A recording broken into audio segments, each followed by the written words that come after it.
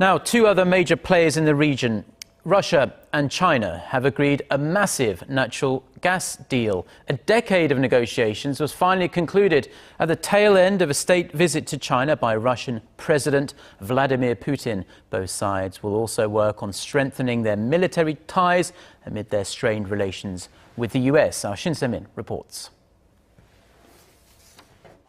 President Xi and Putin finally came to an agreement and signed off on a huge gas deal worth $400 billion on Wednesday.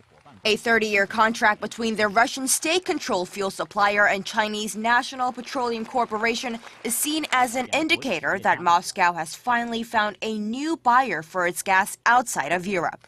The business deal was first discussed during the first round of summit talks on Tuesday, but was left unsigned as both sides couldn't agree on a price at which Russia would supply gas. The price tag on the Russian gas is still not disclosed, but the deal is seen as a move by Moscow to shift the country's interests eastward amid sanctions from the international community for its annexation of Ukraine's Crimean Peninsula.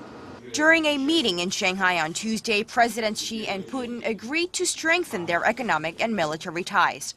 They also held in-depth talk about North Korea's nuclear and missile programs. Praising the tightening military ties between the two sides, President Putin said he was convinced Moscow and Beijing could forge a strong strategic partnership and that bilateral military cooperation was developing very well.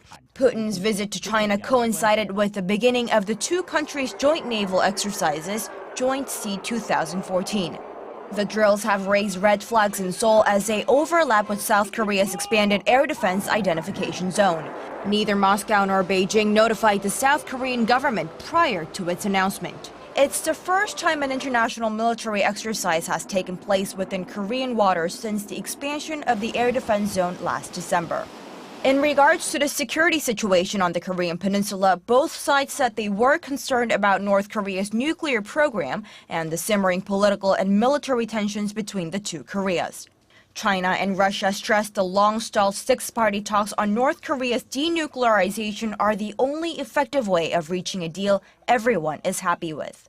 They called on all parties to do more to secure peace and stability in the region. Shin Se-min, Arirang News.